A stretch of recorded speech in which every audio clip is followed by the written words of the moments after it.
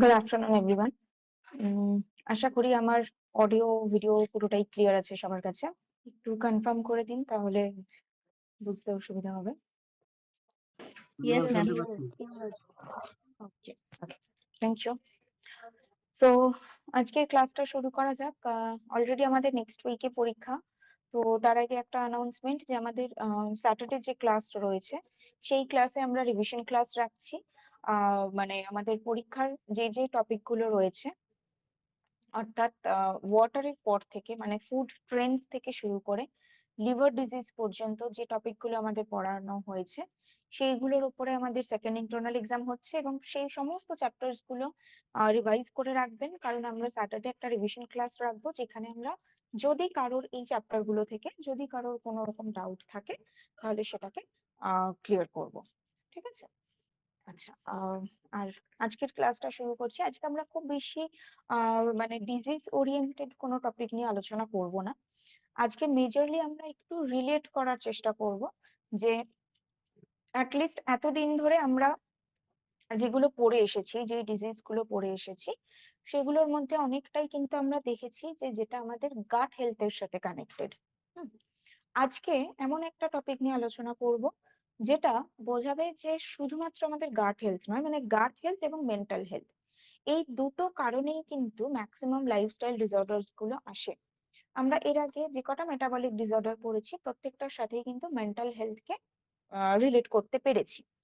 তো আজকে সেইটা নিয়ে আমরা ডিসকাস করব, যেটা অলরেডি আমরা দেখতে পাচ্ছি স্ক্রিনের মধ্যে, যে আমাদের টপিকটা হচ্ছে বেসিক্যালি স্ট্রেস এর উপর। হ্যাঁ, এক্সেসিভ স্ট্রেস, বা আমরা যদি বলি জাস্ট আ সেকেন্ড, এক্সেসিভ স্ট্রেস বা সেখান থেকে আমাদের হেলথ চ্যালেঞ্জেস কি কি হতে পারে সেই সমস্ত কিছু নিয়ে আজকে কথা বলবো। আচ্ছা, প্রথমেই আহ, যদি দেখা যায় যে স্ট্রেস কি, ঠিক আছে, এই স্ট্রেসটাকে কিন্তু ইউজুয়ালি স্ট্রেসকে আমরা দুটো ভাগে ভাগ করে নিতে পারি। একটা অবশ্যই যেটা ফিজিক্যাল স্ট্রেস হিসেবে বোঝায়, অর্থাৎ সারা দিনে আমি ফিজিক্যাল অ্যাক্টিভিটি যেটা করছি, আমার সারাদিনে যতটা কাজ করা হয়, আমি সারাদিনে হয়তো যেটুকু পরিমাণ কাজ করছি তার থেকে যদি বেশি কাজ করছি, তাহলে অনেক সময় আমাদের হয় যে গা হাত পায়ে ব্যথা হচ্ছে, মাসল পেইন হচ্ছে, মাসল ক্র্যাম্প হচ্ছে, এগুলো দেখতে পাই, এবং তার সাথে ভীষণ ভাবে একটা টায়ার্ডনেস চলে আসে। This is basically physical stress. Mental stress কি? মেন্টাল স্ট্রেস কিন্তু আবার দুটো রকমের হয়ে থাকে। এই মেন্টাল স্ট্রেসের মধ্যেও আমরা দেখতে পাই দুটো রকমের জিনিস, অর্থাৎ একটা এমন কোন স্ট্রেস যেটা দীর্ঘদিন ধরে আমরা ডিল করছি কোন স্ট্রেসের সাথে, সেটা হতে পারে। আবার এরকমও হতে পারে যেটা হঠাৎ করে এমন কোন একটা সিচুয়েশন হয়েছে, কোন একটা শক পেয়েছি, সেখান থেকে একটা স্ট্রেসফুল সিচুয়েশন ক্রিয়েট হলো। তো এরকম দু ধরনের স্ট্রেস কিন্তু আমরা দেখে থাকি। হুম, এই দুটো স্ট্রেসই আমাদের বডিতে দু রকম ভাবে এফেক্ট করে। প্রথম যেটা বলবো সেটা হচ্ছে অ্যাকিউট স্ট্রেস। অ্যাকিউট কথাটার মানে হচ্ছে শর্ট টাইম।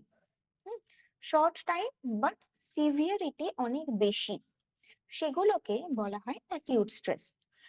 তো সেই কথাটার মানে হচ্ছে অ্যাকিউট। তাহলে অ্যাকিউট স্ট্রেস মানে কি? হঠাৎ করে কোনো কারণে আমি যদি টেনশন করে ফেলেছি, বা প্রচন্ড রেগে গেছি হঠাৎ করে, বা প্রচন্ড দুঃখ পেয়ে গেছি কোনো কারণে, সেটাকে আমরা অ্যাকিউট স্ট্রেসের মধ্যে রাখবো। স্ট্রেস মানে কিন্তু শুধুমাত্র দুশ্চিন্তা নয়। হুম, স্ট্রেস মানে সেখানে দুশ্চিন্তা থাকতে পারে, সেখানে রাগ থাকতে পারে, সেখানে দুঃখ থাকতে পারে, সেখানে হতাশা থাকতে পারে, যে কোনো কিছু হতে পারে। এই সবটাকেই আমরা স্ট্রেসের সাথে কানেক্ট করি।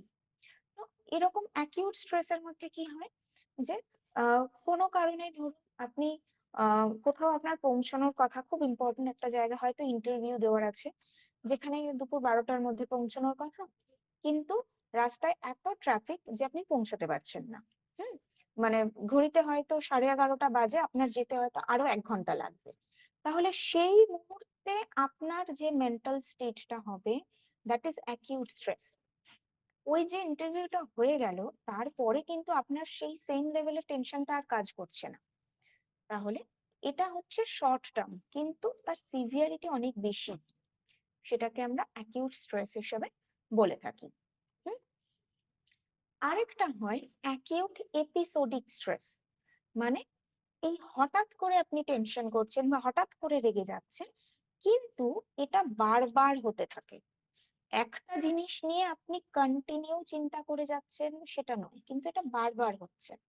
এটা কখন হয়? স্কুল কলেজ বা অফিসের ক্ষেত্রে হয়তো বারবার ইউনিট টেস্ট হচ্ছে, প্রতি মাসে মাসে হচ্ছে, মানে একবার ইউনিট টেস্টটা শেষ হলো বা ক্লাস টেস্ট সেটা শেষ হলো, তো সেই মুহূর্তের জন্য রিল্যাক্সড হয়ে গেলাম, ঠিক আছে, আবার কদিন পরে আবার যখন পরীক্ষার সময় এলো আবার আমি টেনশন করছি। এটা প্রতি মাসে ঘটছে, সেটাকে আমরা এপিসোডিক স্ট্রেস বলবো, অ্যাকিউট এপিসোডিক স্ট্রেস, কারণ সেই মুহূর্তে আমি প্রচন্ড টেনশন করছি। একই রকম ভাবে অফিসের ক্ষেত্রেও তাই, যাদের অফিসে ডেডলাইন থাকছে, তো প্রত্যেক মাসে সেই একটা টার্গেটের প্রেসার থাকে। হ্যাঁ, যখন টার্গেট কমপ্লিট হয়ে গেল, মাসের শুরুটা যখন হলো, তখন একটু রিল্যাক্স থাকে, কিন্তু যত মাসের শেষ হতে থাকছে, যখন টার্গেট এবার ক্লোজিং হবে, সেই মুহূর্তে আমার যখন এখনো অব্দি টার্গেট কমপ্লিট হয়নি, সেই মুহূর্তে দাঁড়িয়ে আমার স্ট্রেস হচ্ছে। প্রত্যেক মাসে এই জিনিসটা চলছে, সেটাকে আমরা বলছি অ্যাকিউট এপিসোডিক স্ট্রেস। আরেক ধরনের স্ট্রেস হয় যেটাকে আমরা বলবো ক্রনিক স্ট্রেস। এই ক্রনিক কথাটার মানে হচ্ছে লং টার্ম, লং ডিউরেশন, কিন্তু এই সিভিয়ারিটিটা অ্যাকিউট স্ট্রেসের মতন অতটা নয়, সেটাকে ক্রনিক স্ট্রেস বলবো। যেরকম হতে পারে, হয়তো আমি পড়াশোনা শেষ করার পরে এখনো আমি সেরকম সুটেবল কোনো চাকরি পাইনি, তাহলে যতদিন না আমি চাকরি পাচ্ছি, আমার মনের মধ্যে একটা টেনশন, একটা ভয়, একটা মানে অনিশ্চয়তা, এটা চলতে থাকছে। এটা রোজ হচ্ছে, কিন্তু হঠাৎ করে কোনো একদিন হলো সেটা নয়, কন্টিনিউ আমি একই রকম স্টেটে রয়েছি।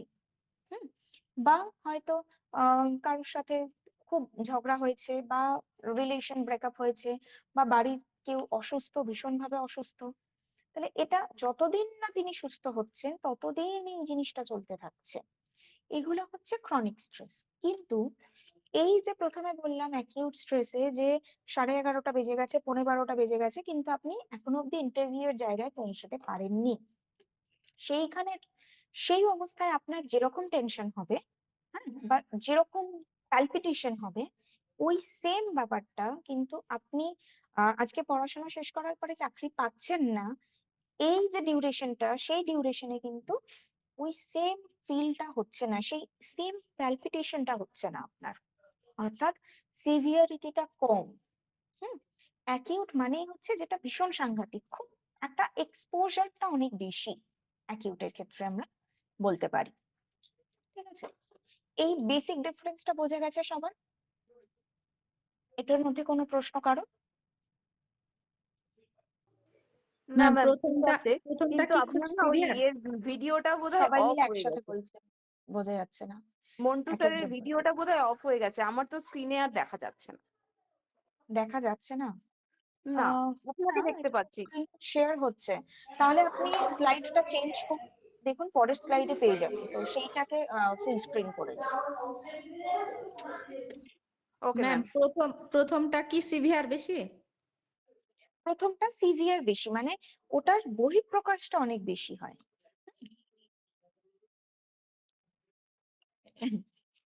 আচ্ছা, আহ এরপরে যদি আমরা এবার একটু আসি, যে এই যে স্ট্রেস যখন হচ্ছে, আমরা তো এক্সপোজারটা বললাম কোনটার বেশি কোনটার কম, রাইট?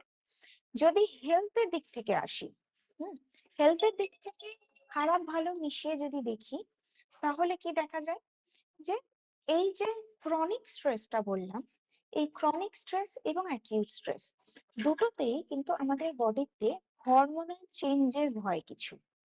হুম, যেরকম প্রথম অ্যাকিউট স্ট্রেসের ক্ষেত্রে, যেহেতু ওখানে সিভিয়ারিটি অনেকটা বেশি হচ্ছে, খুব পিক পয়েন্টে থাকে আমাদের যে মেন্টাল স্টেটটা, সেটা একদম পিক পয়েন্টে থাকে, সেই মুহূর্তে আমাদের যে হরমোনটা সিক্রিট হয়, যার নাম আমরা পড়েছিলাম fight or flight hormone, that is adrenaline hormone, সেই হরমোন সিক্রেশনটা তখন বেড়ে যায়।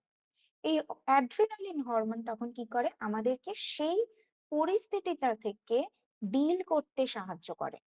অর্থাৎ এইটাকে আরো ভালোভাবে বোঝালে কিরকম হয়, ধরুন কারোর পায়ের ব্যথা, ঠিক আছে, মানে এতটাই পায়ের ব্যথা হয়তো তিনি একেবারে বেড রিডেন, এরকম একটা সিচুয়েশন হয়ে গেছে, রাইট? তো একদমই হাঁটতে পারে না, দৌড়ানো তো দূরের কথা, একদমই হাঁটতে পারে না। সেই অবস্থায় ওনার সামনে হয়তো এমন কিছু একটা চলে এলো যেখান থেকে উনি যদি না সরে যান, সেখান থেকে উনি মারা যাবেন। একটা বাঘ চলে এলো আমার সামনে, একটা বাঘ চলে এলো আমার সামনে, একটা সাপ চলে এলো, তা আমি তখন তো এটা ভাববো না যে আমি অসুস্থ, আমি তখন প্রাণপণে সেখান থেকে বাঁচার চেষ্টা করব, আমি দৌড়ে পালাবো। যেই স্পিডটা আমি আগে দেখাতাম না, আমি এখন সেই স্পিডটা দেখাবো। হুম।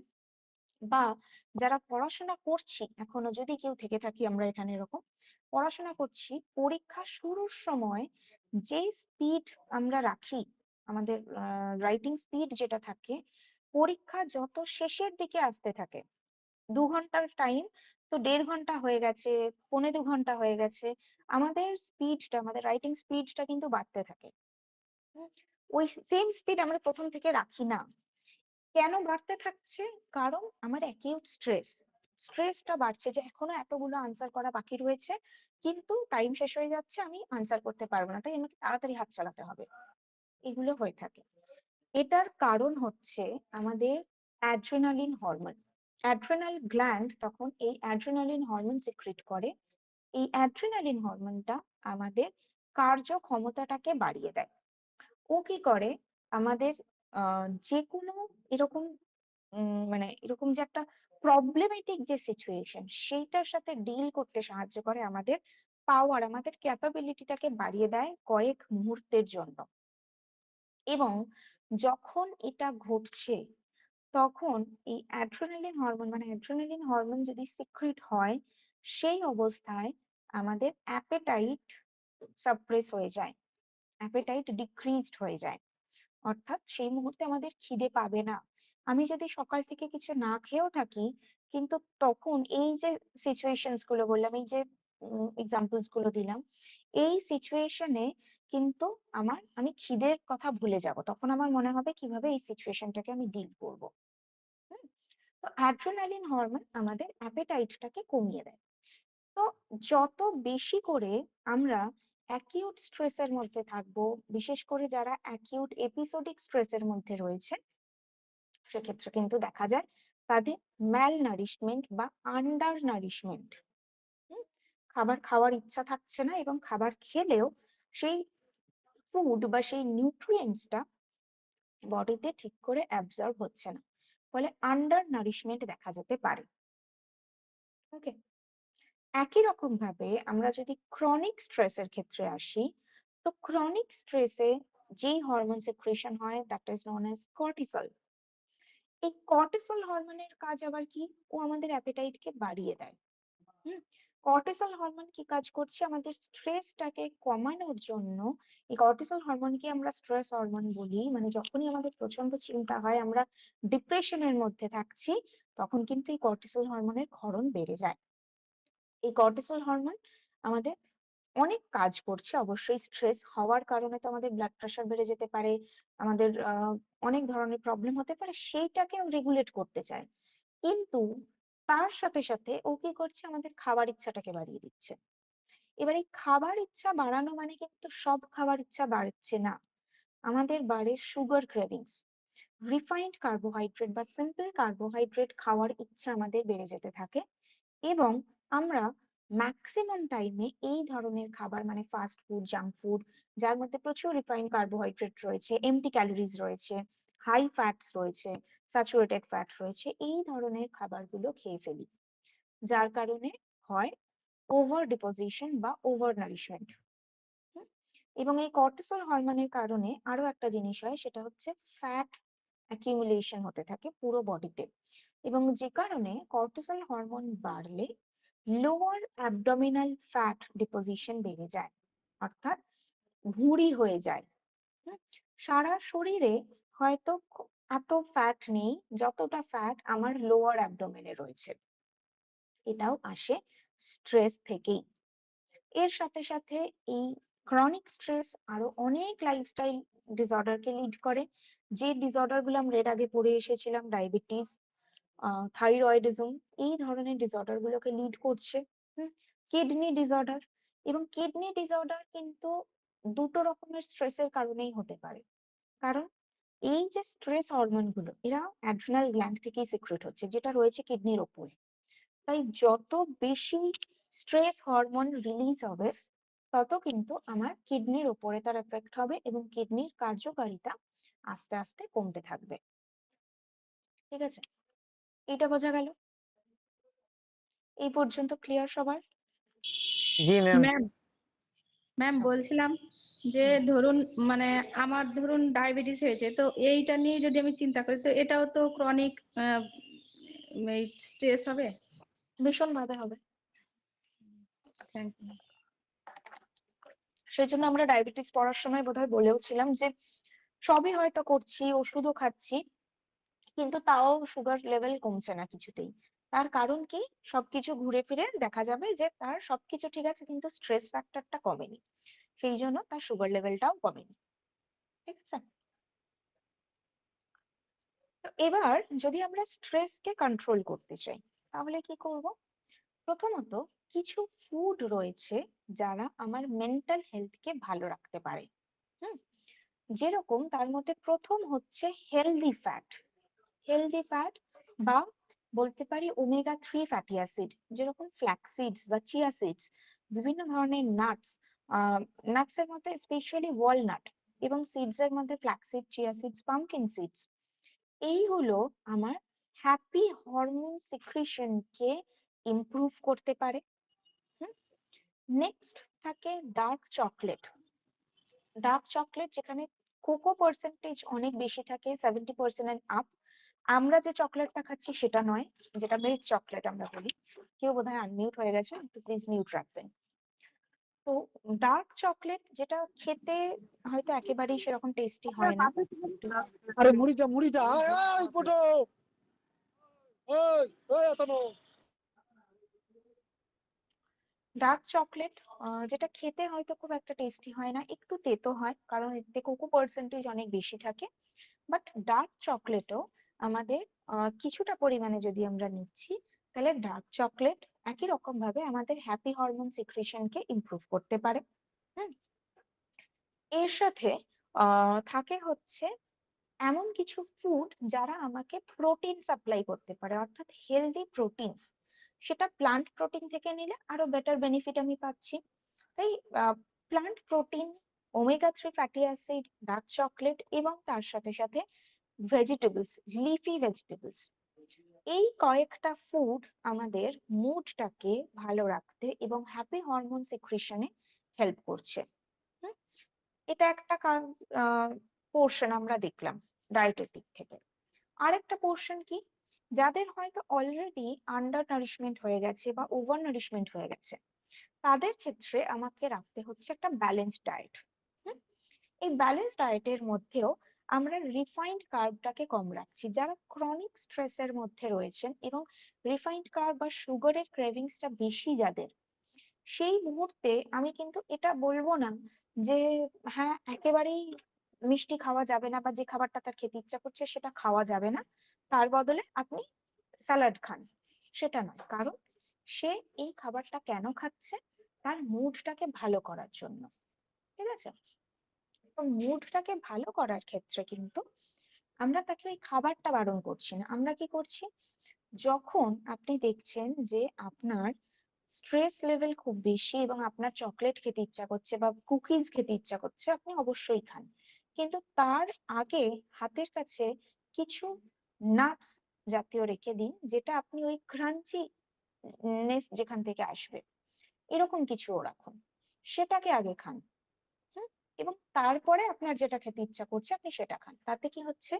পোর্শনটা কন্ট্রোল হয়ে গেল। এবং সব সময় আমরা আমাদের যেটা পছন্দের খাবার সেটাকে পরে খাবো, যাতে খাওয়ার পরের একটা স্যাটিসফ্যাকশন আসে। যখন খাওয়ার পর স্যাটিসফ্যাকশন আসবে সেটাও আমার হ্যাপি হরমোন সিক্রেট করতে সাহায্য করবে। হুম, তো এই মাইন্ডফুল ইটিংটাকে আমাকে নজর দিতে হচ্ছে।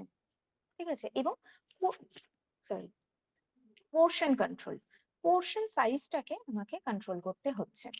এরকম অনেকের থাকে যারা ধরুন বাইরে মানে যারা ওয়ার্কিং প্রফেশনালস যারা, তো তারা বাইরে যাচ্ছেন এবং সেখানে বাইরে যেটা অ্যাভেলেবল ফাস্ট ফুড যেটা দেখতে পাচ্ছেন সেটা খাচ্ছেন, তাহলে সেক্ষেত্রেও কিন্তু তারা ব্যাগেতে ক্যারি করতে পারছে এই নাটস বা সিডস, এইগুলোকে আমরা ব্যাগে ক্যারি করতে পারি। তো যখনই আমাদের মনে হচ্ছে বা আমাদের ক্রেভিংস হচ্ছে আমরা এটা খেতে পারি। যদি এক্সেসিভ সুগার ক্রেভিংস হয়ে থাকে তাহলে কিছু হেলদি কার্বোহাইড্রেট আমরা রাখতে পারি। কার্বোহাইড্রেট মানেই তো খারাপ নয়, তা হেলদি কার্বোহাইড্রেট রাখতে পারি। সেখানে আমরা খেজুর রাখতে পারি, কিশমিশ রাখতে পারি, হুম, বা ড্রাই ফ্রুটস এর লাড্ডু, যেটা বলেছিলাম এর আগে হয়তো, সেই ড্রাই ফ্রুটস এর লাড্ডু বানিয়ে রেখে দিতে পারি। ঠিক আছে, তাতে কি হচ্ছে আমার যেরকম মিষ্টি মানে আমার সুইট যেটা সেটাও আমি ঠিক করলাম, তার সাথে আমি নিউট্রিশনটাকে অ্যাড অন করে নিলাম। এটা একটা ফ্যাক্টর। নেক্সট আসছে ফিজিক্যাল অ্যাক্টিভিটি লেভেল। ফিজিক্যাল অ্যাক্টিভিটির উপরে বিশেষভাবে জোর দিতে হয় যাদের এক্সেসিভ স্ট্রেস রয়েছে, whether it is acute or chronic stress.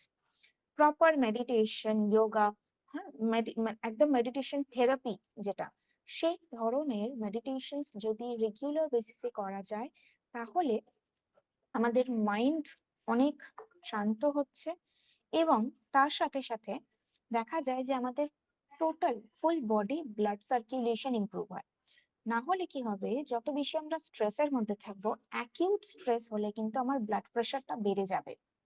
হুম, এবং বারবার যদি এরকম ব্লাড প্রেশার বাড়তে থাকে সে বিভিন্ন অর্গানের উপরে কিন্তু একটা এক্সট্রা প্রেশার ক্রিয়েট করতে পারে। তাই আমার ব্লাড ফ্লোটাকে নর্মালাইজ করতে হবে। সেই জন্য সারাদিনে আমাকে অন্তত একটা সময় বের করতে হবে এই মেডিটেশনের জন্য। আমি প্রথম থেকে শুরু করতে পারি 5 মিনিট, তারপরে 10 মিনিট, তারপরে 15 মিনিটের জন্য আমি এই মেডিটেশন করতে পারি। হুম, কিছু না হলেও জাস্ট নর্মাল যে প্রাণায়াম যোগা গুলো থাকছে আমরা কিন্তু সেইটাকে আমাদের ডেইলি রুটিনের মধ্যে ইনক্লুড করছি। কিছু ব্রিদিং এক্সারসাইজেস থাকছে সেগুলোকেও আমরা আমাদের ডেইলি রুটিনের মধ্যে ইনক্লুড করছি। হুম, এবং আরেকটা জিনিস যেটাকেও আমরা নেগলেক্ট করতে পারবো না, that is detoxification, a complete body detoxification. সেটা হট বাথ থেরাপি হতে পারে, সেটা কোলন ডিটক্সিফিকেশন হতে পারে, যেভাবেই হোক না কেন আমার ফুল বডি ডিটক্স হওয়াটা দরকার। কারণ আগেন যত বেশি আমি স্ট্রেসের মধ্যে থাকবো আমার সেল ড্যামেজ, অক্সিডেটিভ স্ট্রেস হওয়ার চান্স বেড়ে যাবে। তাই body detoxification is a must technique. এবং তার সাথে আমাকে অ্যাড করতে হচ্ছে অ্যান্টিঅক্সিডেন্টস। তো এই জিনিসগুলোকে আমরা রাখবো স্ট্রেস ফ্যাক্টরকে কন্ট্রোল বা ম্যানেজ করার জন্য। ঠিক আছে, এটা বোঝা গেল? এটার মধ্যে কোনো প্রশ্ন কারো? Very good. এরপরে আসবো আরেকটা বিষয় নিয়ে, দ্যাট ইজ বার্ন। এটা সম্পূর্ণ একটা এক্সটার্নাল ম্যাটার আমরা বলতে পারি, বার্ন বা পুড়ে যাওয়া। হুম, সম্পূর্ণ এক্সটার্নাল ম্যাটার এবং এই পুড়ে যাওয়া কিন্তু বিভিন্ন ভাবে হতে পারে, মানে শুধুমাত্র আগুনে পুড়ে গেলাম তা নয়, যে কোনো কারণে, মানে সেটা সানবার্নও হতে পারে, অতিরিক্ত আলোর ফলে হতে পারে, কোনো কেমিক্যালস, অনেক সময় হয় না আমরা স্কিনের মধ্যে কোনো ক্রিম জাতীয় কিছু ইউজ করলাম বা এমন কিছু প্রোডাক্ট ইউজ করেছি যেটার ফলে স্কিনটা আমরা বলি পুড়ে গেছে, লাল হয়ে যায় এবং তারপরে সেই জায়গাটা কালো হয়ে যায়, that is also a type of burn. ইলেকট্রিসিটির কারণে হতে পারে, রেডিয়েশনস, আল্ট্রাভায়োলেট রে বা যে এক্স রেজ হচ্ছে সেটার কারণে হতে পারে স্কিন যদি নষ্ট হয়ে যায়। যে কোনো কারণে স্কিন যদি ড্যামেজ হয় তাহলে তাকে আমরা বলতে পারি বার্ন। এবং এই বার্নটা ক্ষেত্রে কেন নিউট্রিশনের কি কানেকশন? ফার্স্ট হচ্ছে বার্ন যদি স্কিনের একদম উপরের লেয়ারে হয়, বার্নটাকে আমরা 3টে ভাগে ভাগ করে নিই। তো ফার্স্ট ডিগ্রি বার্ন যেটা থাকে তার সাথে নিউট্রিশনের কোনো কানেকশন নেই। ফার্স্ট ডিগ্রি বার্ন মানে যেটা সান ট্যান হচ্ছে, হুম, আমাদের স্কিনের যে 3টে লেয়ার রয়েছে তার একদম উপরের লেয়ার অর্থাৎ এপিডার্মিস লেয়ারে যখন পুড়ে যাচ্ছে সানবার্নের ফলে, সেটাকে আমরা ফার্স্ট ডিগ্রি বার্ন বলছি। ওটাতে নিউট্রিশনের কোনো কাজ নেই। সেকেন্ড ডিগ্রি বার্ন, এটা স্কিনের সেকেন্ড লেয়ার অর্থাৎ ডার্মিসকে এফেক্ট করতে পারে, যে ফোস্কা পড়ে আমাদের, সেটা এই সেকেন্ড ডিগ্রি বার্নের জন্য হয়, মানে সেকেন্ডারি বর্ণের একটা এক্সাম্পল আমরা বলতে পারি। সেখানেও নিউট্রিশনের খুব বেশি রোল প্লে নেই। রোল প্লে রয়েছে থার্ড ডিগ্রি বার্ন, যেটা কিন্তু ওই সানলাইটের ড্যামেজ বা কেমিক্যাল প্রোডাক্ট ইউজ করলাম এটার কারণে হচ্ছে না। এটা সম্পূর্ণরূপে ইলেকট্রিসিটি বা আগুনের কারণে পুড়ে যাওয়া। সেখানে স্কিনের 3টে লেয়ার পর্যন্ত বার্ন হয়, এপিডার্মিস, ডার্মিস এবং তার নিচে যে সাবকিউটেনিয়াস ফ্যাটের লেয়ার রয়েছে। এবং ফ্যাট খুব তাড়াতাড়ি জ্বলে যায়। তো ফ্যাট লেয়ার অব্দি যদি সেই হিটটা চলে আসে, এই সাবকিউটেনিয়াস ফ্যাটের নিচেই কিন্তু সব রয়েছে, মাসল রয়েছে, ব্লাড রয়েছে, অর্গানস রয়েছে, সব রয়েছে। তাই যদি ফ্যাট পর্যন্ত এই হিট জেনারেট হয়ে যায়, তাহলে আমাদের বাকি অর্গানস গুলো ক্ষতিগ্রস্ত হতে পারে, টিস্যু ড্যামেজ হতে পারে, ব্লাড ভলিউম নষ্ট হয়ে যেতে পারে, সেল ড্যামেজ হয়। এই ক্ষেত্রে নিউট্রিশন অবশ্যই একটা রোল প্লে করছে। কিরকম না, যখন আমার এই ধরনের প্রবলেম হলো, তার মানে সেখানে এক্সেসিভ পেন হচ্ছে, স্কিনটা ড্যামেজ হয়ে গেল, স্কিনের যে কোলাজেন সেটা নষ্ট হয়ে গেল, এবং তার সাথে সাথে অনেক সময় দেখা যায় স্কিনে ইনফ্লামেশন তৈরি হলো, ইডিমা তৈরি হলো, স্কিন অনেক বেশি এক্সপোজড হয়ে গেল টুয়ার্ডস ইনফেকশন। কারণ স্কিন ঢেকে রেখেছিল আমার ইনার অর্গ্যানকে, ইনার পার্টস গুলোকে, ব্লাড, মাসল, টিস্যুস সবকিছুকে ঢেকে রেখেছিল। স্কিনটা নষ্ট হয়ে গেল, ফলে আমার বডিটা অনেক বেশি এক্সপোজড হয়ে গেল ইনফেকশনে। তো এই চান্স গুলো বাড়ছে। এবং যখন পুড়ে যাচ্ছে, তার মানে বডি কিন্তু কোথাও কোথাও হাইপোটেনশন দেখা যায়, মানে ব্লাড প্রেশার কমে যেতে থাকে, বডিতে ডিহাইড্রেশন হতে পারে। হুম, এই সব কিছুর সাথে নিউট্রিশনের যোগ রয়েছে, কারণ এটার যদি ঠিক করা না হয় তখন মানুষের মৃত্যু হচ্ছে, কারণ ওই মাল্টি অর্গান ফেলিয়ার। একটা পুড়ে যেতে যেতে সেইটা যদি আমার অর্গানটাকেও এফেক্ট করে, তাহলে এটা অবশ্যই ক্ষতিকারক। সেক্ষেত্রে আমরা নিউট্রিশনকে কিভাবে সাপোর্ট দিতে পারি? প্রথম, সে যদি এন্টারাল ফিডিং এ ক্যাপাবল হয়, অর্থাৎ ওরাল ফিডিং এর আমরা যেভাবে খাবার খাই সেইভাবে যদি সে ক্যাপাবল হয়, তাহলে তাকে আমরা লিকুইড ডায়েট, বা যদি পায়ে হয়তো পুড়ে গেছে, হুম, মানে আমার ইসোফেগাস বা আমার ডাইজেস্টিভ ট্র্যাক্টের মধ্যে যদি কোনো সমস্যা না হয়, তাহলে আমরা তাকে সফট ডায়েট দিতে পারি। যদি আমার ডাইজেস্টিভ ট্র্যাক্টের মধ্যে বা আপার বডি পার্টসে বার্ন হয়ে থাকে, তাহলে তাকে দিতে হচ্ছে লিকুইড ডায়েট। এবং এই লিকুইড ডায়েটটা হতে হবে শুধুমাত্র নিউট্রিশনের দিক থেকে নয়, সেই মানে শুধু বাড়ির নিউট্রিশন নয়, সেখানে অবশ্যই কিছু সিম্পল ফর্মুলা থাকবে এই লিকুইড ডায়েটের মধ্যে, যেখানে আলাদা করে গ্লুকোজ, অ্যামিনো অ্যাসিড বা ফ্যাটি অ্যাসিড এগুলোকে যোগ করতে হবে সেই লিকুইড ডায়েটের মধ্যে। যদি দেখা যায় সে এন্টোরাল ফিডিং নিতে পারছে না, তখন তাকে প্যারেন্টারাল ফিডিং অর্থাৎ ইন্ট্রাভেনাস ফিডিং দেওয়া হতে পারে। হুম, এবং যেটা সবসময় মনে রাখতে হয়, বার্নের ক্ষেত্রে কিন্তু নিউট্রিশনাল ভ্যালুটা অনেক বেড়ে যায়।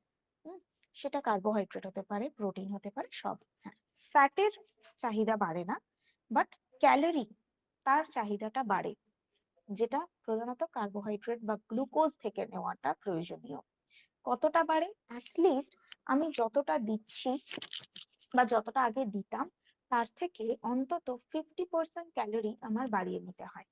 এবং এই 50% মধ্যে 20% এক্সট্রা ক্যালোরি আমাকে দিতে হবে প্রোটিন থেকে। কারণ বার্ন মানে tissue damage, sell damage, blood volume নষ্ট, সবকিছুকে যদি আমাকে রিগেইন করতে হয়, তাহলে প্রোটিন লাগবে। তো প্রোটিন অন্তত পক্ষে 20% বাড়াতে হবে। নেক্সট, কিছু ভিটামিনস এর চাহিদা বাড়ে, যেরকম ভিটামিন এ, ভিটামিন সি এবং ভিটামিন ই, যেগুলো হাইলি অ্যান্টিঅক্সিডেন্ট ভিটামিন এবং যারা ইমিউনিটিকে বুস্ট আপ করতে পারে, তাদের চাহিদা বাড়বে। নেক্সট হচ্ছে বি কমপ্লেক্স ভিটামিন, যারা এই কার্বোহাইড্রেট বা প্রোটিন যেগুলো আমি নিচ্ছি সেটা থেকে ভেঙে প্রপারলি এনার্জি ডেরাইভ করতে পারবে, অর্থাৎ মেটাবলিজমকে ইমপ্রুভ করতে পারবে। তাই বি কমপ্লেক্স ভিটামিনের চাহিদাটা বাড়ে। এবং বার্ন পেশেন্ট মানে অবশ্যই কিন্তু সেটা বাড়িতে বসে ট্রিটমেন্ট করার জন্য নয়, সেটা হসপিটাল বেসড একটা ট্রিটমেন্ট, হসপিটাল বেসড থেরাপি পুরোটাই। কিন্তু আমরা জানবো, কারণ রিকভারির পরে যখন তিনি বাড়িতে আসছেন তখনও যাতে তার ডায়েটটা সেরকমই হয়। ডায়েটের মধ্যে খুব প্রচন্ড গরম খাবার বা প্রচন্ড ঠান্ডা খাবার আমরা তাকে দিচ্ছি না। র ফুড বর্ন পেশেন্টকে দেব না। হুম, কারণ র ফুডের মধ্যে কিছু হলেও যদি ইনসেকটিসাইড বা পেস্টিসাইডস এর কিছুটাও যদি রেসিডিউস থেকে যায়, সেটা বার্ন পেশেন্টদের ক্ষেত্রে অ্যাপ্লিকেবল নয়, কারণ তার বডিতে ইনফেকশনের চান্স আরো বাড়িয়ে দেবে। তাই র ফুড আমরা তাকে দেবো না। যে খাবারই তাকে দেওয়া হবে সেটা পারফেক্টলি স্টিম করে বা পারফেক্টলি কুক করে, সফট ফুড দেওয়ার কথা সেই জন্যই বলা হয়, প্রপারলি কুক করে সেই খাবারটা পেশেন্টকে দিতে হচ্ছে। এবং পেশেন্টের যদি লস অফ অ্যাপেটাইট থাকে তাহলে বারবার তাকে লিকুইড ডায়েটটাই প্রোভাইড করতে হবে, সফট ডায়েটও নয়, লিকুইড ডায়েট, যাতে এই যে ডিহাইড্রেশনটা বডিতে তৈরি হয়েছে সেটাকে কভার আপ করা যায়। ঠিক আছে, এটা বোঝা গেছে? এটার মধ্যে কোনো প্রশ্ন? Okay. এরপরে নেক্সট আরেকটা এক্সটার্নাল ফ্যাক্টরে আসবো, সেটা হচ্ছে অ্যাক্সিডেন্টাল ইনজিউরি। এই অ্যাক্সিডেন্টাল ইনজিউরির ক্ষেত্রে মানে হঠাৎ করে আপনার মাথা ফেটে গেল, পা ভেঙে গেল, হাত ভেঙে গেল, এরকম একটা সিচুয়েশন হল। ইনফ্যাক্ট এই যে বর্নের কথা বললাম সেটাও একটা অ্যাক্সিডেন্টাল ইনজিউরি। এরকম যদি হয় তাহলে সেখানে আমি নিউট্রিশনাল সাপোর্ট কি দিতে পারি? আমার যেই পোর্শনে প্রবলেম হয়েছে, যদি আমার হাত ভেঙে গিয়ে থাকে এবং আমাকে যদি সার্জারি করতে হচ্ছে, যাই হোক না কেন, তাহলে মেডিসিন যেরকম চলছে সেটা তো চলবেই, তারও সাথে সাথে আমাদেরকে দেখতে হচ্ছে যেই পার্টিকুলার প্রবলেমটা আমার হয়েছে তার এগেইনস্টে আমি যেন সেরকম নিউট্রিয়েন্টস নিতে পারি। অর্থাৎ আমার যদি হাত ভেঙে গিয়ে থাকে, পা ভেঙে গিয়ে থাকে, মানে হাড় হাড় রিলেটেড সমস্যা, হাড় ভেঙে গেছে, তাহলে আমাকে কি করতে হবে? উপযুক্ত ক্যালসিয়াম রিচ খাবারটাকে আমাকে প্রত্যেক দিনের খাবারে রাখতে হবে। খেতে ইচ্ছা করছে না, তাই যেটা ভালো লাগছে সেই খাবারটা খাচ্ছি, সেটা কিন্তু একেবারেই নয়। হ্যাঁ, আমরা কি করব? তার প্রত্যেক দিনের ডায়েটের মধ্যে ক্যালসিয়াম এবং ফসফরাস রিচ একটা ডায়েট তাকে প্রোভাইড করতে হচ্ছে। কারণ হয়তো দেখা গেল ব্লাড লস হয়েছে প্রচন্ড, তাহলে তাকে কি করতে হচ্ছে? Iron, vitamin C, protein rich, vitamin B 12 rich একটা খাবার রেগুলার বেসিসে তাকে প্রোবায়োটিক দিতে হচ্ছে। তো এই নিউট্রিশনাল সাপোর্ট গুলো কিন্তু তাকে দেব। সেই জায়গায় যদি কারোর সার্জারি হয়, এই সার্জারির ক্ষেত্রেও আবার আমরা অনেক ধরনের সার্জারি দেখে থাকি। একটা হয় যেটাকে সিম্পলি উন্ড ট্রিটমেন্ট বলে থাকি। হুম, উন্ড ট্রিটমেন্ট মানে হয়তো কোথাও কেটে গেছে, সেই জায়গাটাকে প্লাস্টার করে দেওয়া হলো, বা সেই জায়গাটাকে সেলাই করা হলো, বা নর্মালি ব্যান্ডেজ করে দেওয়া হলো। হুম, সেটা হচ্ছে নর্মাল উন্ড ট্রিটমেন্ট। সেখানে আমরা কি করব? সেই উন্ড হিল করার জন্য যে যে নিউট্রিয়েন্টস গুলোর দরকার, অর্থাৎ প্রোটিন, ভিটামিন সি এবং ভিটামিন ই, এই খাবারগুলোর উপরে জোর দিচ্ছি। নেক্সট একটা সার্জারি হয় যেটাকে বলা হয় এক্সট্রাপেটিভ সার্জারি।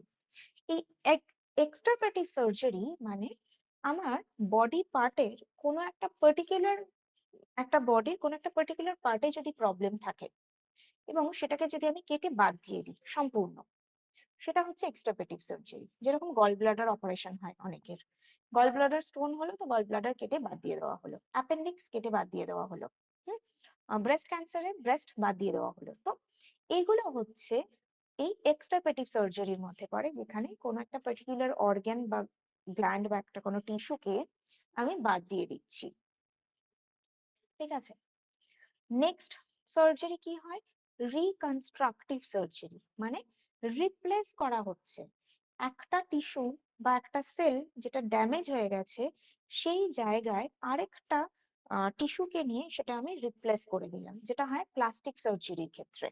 হুম, প্লাস্টিক সার্জারির ক্ষেত্রে কিন্তু বিশেষ করে প্লাস্টিক সার্জারি বা বার্ন পেশেন্টদের ক্ষেত্রে এরকম সার্জারি আমরা দেখে থাকি। আরেক ধরনের সার্জারি হয়, দ্যাট ইজ ট্রান্সপ্লান্টেশন সার্জারি, অর্থাৎ কোন একটা অর্গ্যান সেটাকে ট্রান্সপ্লান্ট করা হচ্ছে। হুম, একটা বডির কোন একটা অর্গ্যানকে আমি রিপ্লেস করে দিচ্ছি, অন্য পেশেন্টের অর্গ্যানটা ট্রান্সপ্লান্ট করছি। সেটা কিডনি ট্রান্সপ্লান্ট হয়, হার্ট ট্রান্সপ্লান্টেশন, লিভার ট্রান্সপ্লান্টেশন, এই ধরনের সার্জারিজ গুলো আমরা দেখে থাকি। এই সমস্ত সার্জারি গুলোকে যদি দেখি, তাহলে উন্ড ট্রিটমেন্টের ক্ষেত্রে তো সম্পূর্ণ একটা আলাদা ধরন আমরা বললাম। বাকি যে সার্জারি গুলো রয়েছে সেই প্রত্যেকটাতেই একটা ব্যালেন্সড ডায়েটের দরকার। হুম, এবং সেই ব্যালেন্স ডায়েটের মধ্যে যদি দেখা যায় এক্সট্রাপেটিভ সার্জারি হয়েছে, তাহলে বডির যে পার্টটা, যে অর্গ্যানটা রিমুভ করা হয়েছে, সেই অর্গ্যানটা যে যে কাজগুলো করতো, যে নিউট্রিয়েন্টস বা যে অ্যাবজর্পশনস গুলো করতো, সেগুলোকে মাথায় রাখতে হয়। যদি কারোর হিস্টেরেক্টমি হচ্ছে, হুম, অর্থাৎ পুরো ফিমেল রিপ্রোডাক্টিভ সিস্টেমটা বাদ দিতে হচ্ছে, তাহলে সেক্ষেত্রে রিপ্রোডাক্টিভ সিস্টেম বাদ হয়ে যাচ্ছে মানে ইস্ট্রোজেন হরমোন আর নেই। ইস্ট্রোজেন হরমোনের কাজ কি ছিল? ক্যালসিয়াম অ্যাবজর্পশনে সাহায্য করা। তাহলে এর পরবর্তীকালে তার কি কমপ্লিকেশন আসতে পারে? বোন রিলেটেড প্রবলেমস আসতে পারে, আর্থ্রাইটিসের সমস্যা আসতে পারে।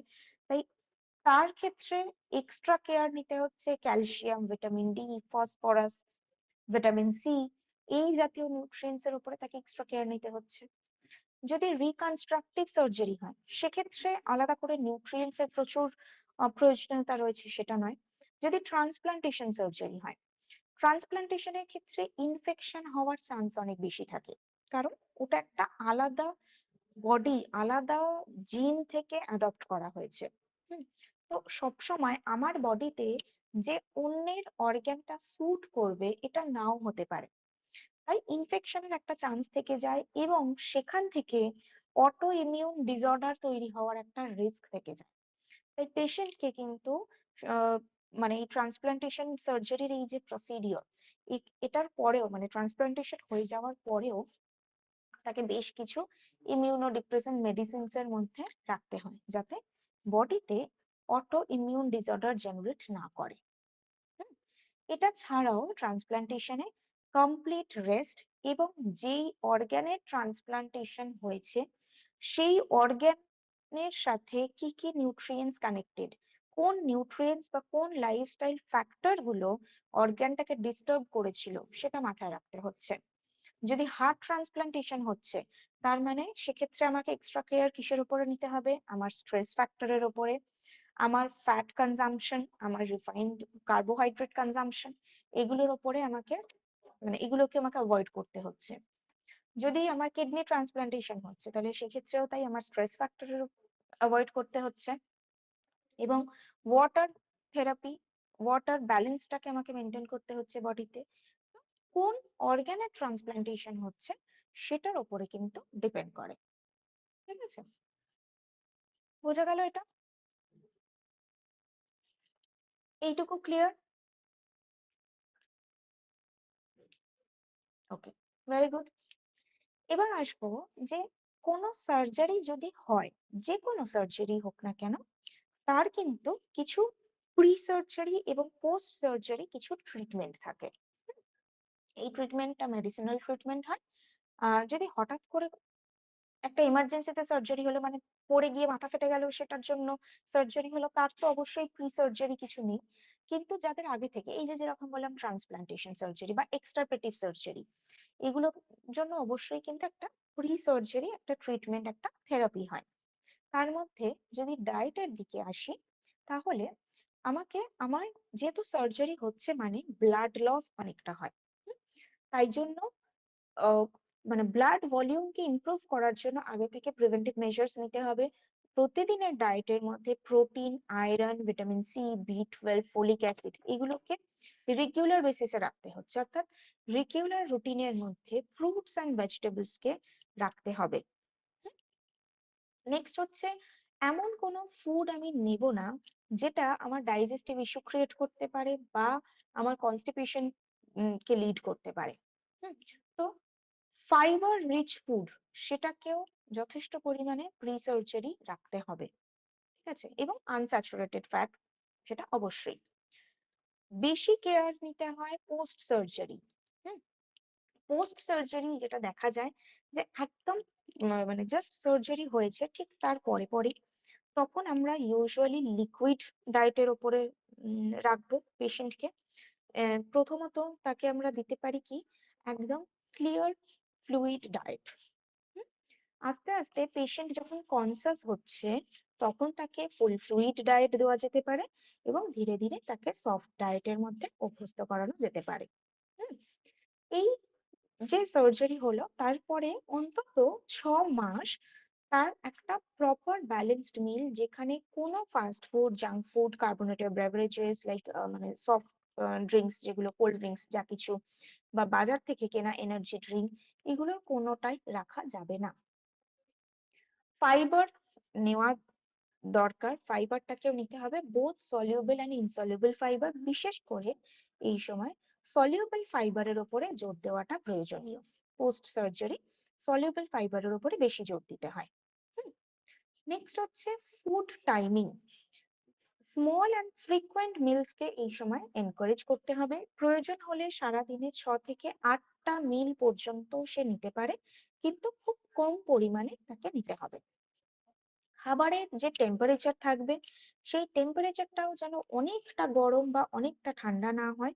প্রতিটা খাবার যদি ফ্রেশ দেওয়া যেতে পারে তাহলে বেটার হয়। এই জিনিসগুলো আমরা পোস্ট সার্জারিতে খেয়াল রাখবো। এবং পোস্ট সার্জারির ক্ষেত্রেও আহ আমাদেরকে দেখতে হচ্ছে যে তার ওই iron, protein, vitamin C, vitamin বি12, ফলিক অ্যাসিড, এই 5টা নিউট্রিয়েন্টস যেন কোনোভাবেই কম না হয় পোস্ট সার্জারির ক্ষেত্রেও। ওকে, আচ্ছা। কি কি ফুড আমরা অ্যাভয়েড করব পোস্ট সার্জারিতে সেটা তো অলরেডি আমরা আহ দেখলামই। আচ্ছা, এখানে কিছু ক্ষেত্রে থাকে যখন পোস্ট সার্জারি আমরা কিছু প্রিবায়োটিক যেরকম অনিয়ন, গার্লিক, এইগুলোকে ডাইজেস্ট করতে পারি না। হুম, এবং at the same time insoluble fibre সেগুলোকে ডাইজেস্ট করতে পারি না। তাই জন্য পোস্ট সার্জারিতে প্রোবায়োটিকটার উপরে বেশি জোর দেওয়া দরকার। হুম, এবং ওয়েল কুকড ফুড, কোনো র ফুড নয়, ওয়েল কুকড ফুড এবং প্রোবায়োটিক, এই দুটো ফুডের উপরে আমরা পোস্ট সার্জারি জোর দেবো। ওকে, ইয়া, সো এই গেল আমাদের সার্জারি রিলেটেড নিউট্রিশনাল ব্যাকগ্রাউন্ড, মানে সার্জারির ক্ষেত্রে আমরা কিভাবে নিউট্রিশনকে ম্যানেজ করব। এটার মধ্যে কারোর কোনো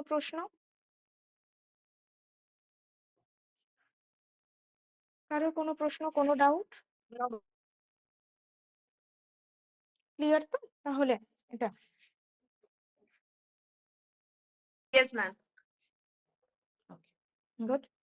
সো তাহলে মোটামুটি ভাবে আমাদের এই টপিকটা কমপ্লিট হয়ে গেল। হ্যাঁ, মানে স্ট্রেস বার্ন সার্জারির যে টপিকটা সেটা আমাদের তাহলে কমপ্লিট হলো। আহ এরপরে আমরা হ্যালো তাহলে রিভিশন ক্লাসটাকে কন্টিনিউ করব। বলুন, কিছু বলছেন, বলুন হ্যালো। হ্যাঁ, বলুন বলছে বলুন। যেটা রয়েছে প্রতিস্থাপন মানে ট্রান্সপারেশন যেটা রয়েছে, আর পোস্ট সার্জারিটা একটু হুম, ক্লিয়ার ভাবে বললে একটু ভালো হতো। পোস্ট সার্জারি মানে কোনটা কোনটা বলবো বলুন পোস্ট সার্জারির ক্ষেত্রে? মানে প্রতিস্থাপন বলতে আমরা হার্ট এগুলো প্রতিস্থাপন করছি, হুম, অ্যাক্সিডেন্ট জনিত হুম। কারণে এটা হয়ে গেল, এটা তো বুঝলাম। কিন্তু এই পোস্ট সার্জারিটা মানে আর কি বেসিকটা। পোস্ট সার্জারি মানে হচ্ছে সার্জারির পরে, পোস্ট কথাটার মানে হচ্ছে পরে। তো পোস্ট সার্জারি মানে সার্জারি হয়ে গেল, এবার আমি কিভাবে আমার তার নিউট্রিশন বা আমার ডায়েটটাকে ম্যানেজ করব সেইটাকে বোঝানো হয়। প্রি কথাটার মানে আগে, তো প্রি সার্জারি মানে সার্জারি অপারেশন হওয়ার আগে আমাকে কিভাবে মেনটেন করতে হবে নিজেকে, আমার ডায়েটটাকে, এবং পোস্ট আচ্ছা, অর্থাৎ পরে মানে সার্জারি হয়ে গেল তারপরে আমি কিভাবে আমার ডায়েটটাকে মেনটেন করব। ওকে। হুম,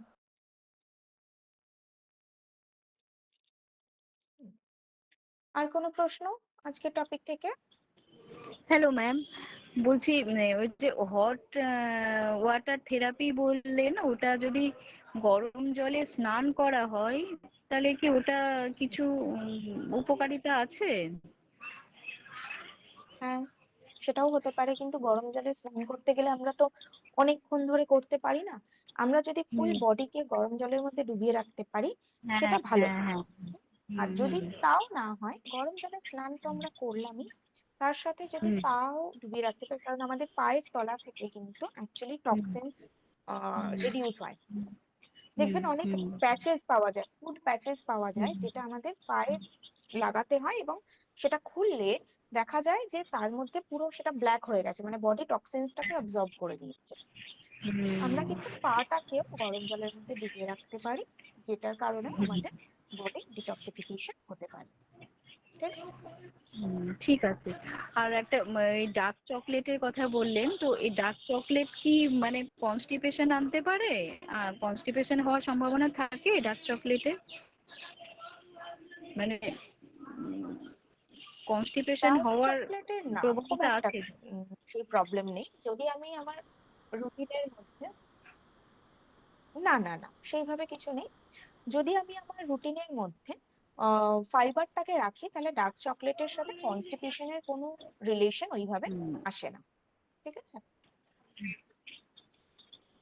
ম্যাম আমার একটা প্রশ্ন আছে কিন্তু এই চ্যাপ্টার মধ্যে না। আচ্ছা, বলুন কি প্রশ্ন? ম্যাম বলছি ঠিক কারোর আছে। যদি মানে কানের পর্দা ফেটে যায় একটা, ওটা কি ঠিক করা যেতে পারে কোনো উপায়ে? না, সেইটা অপারেশন করতে হবে আমি না? করতে পারবো না। মানে এটা নিউট্রিশনের সাথে ডিরেক্টলি কানেক্টেড নয়, তো ফলে ওটা আমি আপনাকে গাইড করতে পারবো না। আচ্ছা আচ্ছা, ঠিক আছে। Okay. হ্যাঁ ম্যাডাম, একটা প্রশ্ন ছিল। বলুন হ্যালো। হ্যাঁ একটা বলুন একজন বলুন। মেয়ে বললো যে তার কানের মধ্যে একটা একটা হালকা আওয়াজ সবসময় হয় আর কি কানের ভেতরে। হুম বিভিন্ন হুম ইসিজি করছে বা বিভিন্ন রকম ট্রিটমেন্ট করছে, কিন্তু কিছু রিকভারি হয়নি আর কি। বিভিন্ন পরীক্ষা নিরীক্ষাও করছে, হুম। কিন্তু তাতেও কিছু রিকভারি হয়নি। কিন্তু কানের ভিতরে একটা সবসময় একটা হালকা আওয়াজ হতে থাকে সবসময়। আচ্ছা, দেখুন, এটা অনেকগুলো কারণেই হতে পারে। হ্যাঁ, এই যে আওয়াজটা হচ্ছে, বেসিক্যালি এটা আমাদের নার্ভ রিলেটেড কমপ্লিকেশনস থেকেও আসতে পারে। ঠিক আছে? তো সেই জিনিসটাকেও একটু আমার মনে হয় ট্রিট, মানে একটু ডায়াগনোজ করা দরকার। নার্ভাস রিলেটেড কোনো সমস্যা হচ্ছে কিনা, অতিরিক্ত টেনশন বা প্রচন্ডই স্ট্রেসফুল একটা সিচুয়েশনের মধ্যে যাচ্ছে কিনা, সেটাকেও একবার দেখে নেওয়াটা বিভিন্ন দরকার। পরীক্ষা নিরীক্ষা করছে এবং ট্রিটমেন্ট করছে বিভিন্ন জায়গা থেকে, কিন্তু কোনো মতে রিকভারি হচ্ছে না। পরীক্ষা নিরীক্ষাও না, বিভিন্নভাবে করছে। কানের মানে ডিরেক্টলি কিন্তু এইভাবে নিউট্রিশনের সাথে আমরা কোনো রিলেট করতে পারি না এটাকে। একমাত্র নার্ভাস রিলেটেড ডিসঅর্ডার ছাড়া, মানে অতিরিক্ত স্ট্রেস বা নিউরোলজিক্যাল ডিসঅর্ডার ছাড়া আর কোনো কিছুর সাথে আমরা এটাকে ডিরেক্টলি কানেক্ট করতে পারবো না। মূলত নার্ভ রিলেটেড সমস্যা এটা। হুম। এটা মূলত নার্ভ রিলেটেড, হ্যাঁ, নার্ভ রিলেটেড হতে পারে। কোনো প্রাণায়াম যোগাসনের ক্ষেত্রে উপকারী দিতে পারে ম্যাডাম এখানে? সেটা তো আমি বলতে পারবো না। হ্যাঁ, প্রাণায়াম বা যোগা যে কোনো কিছু সেটা বলা যায় না, তবে হ্যাঁ, একটা প্রাণায়াম করা যেতে পারে যেটা আমাদের মাইন্ডটাকে অনেক ভালো রাখে এবং ব্লাড সার্কুলেশনকে ইমপ্রুভও করতে পারে। ভামরি প্রাণায়াম যেটা, সেটা আমরা করতে পারি, তাতে এটা কিছুটা বেনিফিটেড হতে পারে। বা অনুলোম বিলোম ব্যায়াম? সেটা তো নর্মালি, সেটা নর্মাল একদম। মেইনলি এটা কি হয়, আমাদের বডির মধ্যে ডাইজেশন যদি ঠিক না থাকে, তখনও কিন্তু এই প্রবলেমটা দেখা যেতে পারে। তো ওনার, যার কথা বলছেন, তার যদি দীর্ঘদিন ধরে কনস্টিপেশনের কোনো সমস্যা থাকছে বা আইবিএস এর প্রবলেম আছে, সেইগুলোকেও চেক করুন। যদি এরকম কোনো প্রবলেম থেকে থাকে, তাহলেও কিন্তু অনেক সময় আমাদের এই প্রবলেমস গুলো অ্যারাইজ করতে পারে, যেগুলোর স্পেসিফিক কারণ ওভাবে বলা যায় না, কিন্তু অনেকগুলোর সাথে কানেক্টেড হতে পারে এটা। Okay madam. হুম, okay. আহ, ঠিক আছে, তো মোটামুটি ভাবে আমার তো মনে হয় আমাদের এই টপিকটা নিয়ে আশা করি ডাউট নেই। তাহলে এটা আমরা এখানেই কমপ্লিট করছি, এই টপিকটা। এবং স্যাটারডে যেরকম বললাম, প্রত্যেকে খুব ভালোভাবে টপিক গুলো একবার রিভাইজ করে রাখবেন। যদি কারোর কোনো ডাউট থাকে, তাহলে আমরা সেদিনকে ক্লিয়ার আউট করতে পারবো। ওকে, তো আজকের হ্যালো মতন আমরা ম্যাডাম। তাহলে এখানেই কমপ্লিট করছি। হুম। Hello madam. হ্যাঁ বলুন। হ্যাঁ ম্যাডাম, বলছি যে ওই থাইরয়েডের জন্য যে হুইট ড্রেসটা প্রোডাক্টটা আছে না ম্যাডাম, হুম হুম ওইটা হুম। ম্যাডাম কিরকম খাবো একটু বলবেন? এটা প্লেন জলে গুলে আমরা এমটি স্টমাকে নিতে পারি হ্যাঁ, ওটা কি পার ডে প্রতিদিন খেতে পারি? প্রত্যেকদিন। হ্যাঁ হ্যাঁ, ওটা তো গ্রিন জুস, মানে মানে ধরুন যে গ্রিন জুস হ্যাঁ খেতে পারছে না, সে ওটা হ্যাঁ হ্যাঁ। খাবে। ইনস্ট্যান্ট আচ্ছা আচ্ছা সলিউশন ম্যাডাম। আর কি। আচ্ছা আচ্ছা, ঠিক আছে ম্যাডাম। থ্যাংক ইউ ম্যাডাম, রাখছি। ওকে ওকে, ঠিক আছে, চলুন তাহলে আজকের মতন কমপ্লিট করছি এখানেই আমরা। হ্যাঁ, নেক্সট স্যাটারডে আবার দেখা হচ্ছে সবার সাথে। থ্যাংক ইউ সবাইকে। Have a thank good you. Day.